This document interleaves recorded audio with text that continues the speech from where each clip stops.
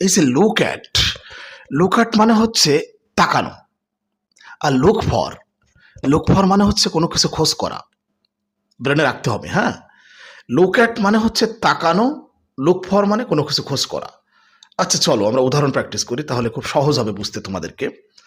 Look at the bird, পাখিটির দিকে তাকাও। লুক অ্যাট দ্য বোর্ডের দিকে তাকাও। লুক অ্যাট মি, আমার দিকে তাকাও।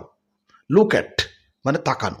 আচ্ছা তাহলে লুক ফর, লুক ফর আমরা কখন ব্যবহার করব? দেখো, লুক ফর মানে হচ্ছে কোনো কিছু খোঁজ করা, সার্চ করা যেটাকে বলা হয়। লুক ফর মানে হচ্ছে খোঁজ করা। আচ্ছা ধরো এভাবে বলছি, I am looking for a job. I am looking for a job, আমি একটা চাকরি খুঁজছি। লুক ফর মানে খোঁজ করা। You should look for a job, তোমার একটা চাকরি খোঁজ করা উচিত। You should look for a job, তোমার একটা চাকরি খোঁজ করা উচিত। তো আমরা কি শিখলাম আজকে? লুক অ্যাট মানে তাকানো, লুক ফর মানে কোনো কিছু খোঁজ করা।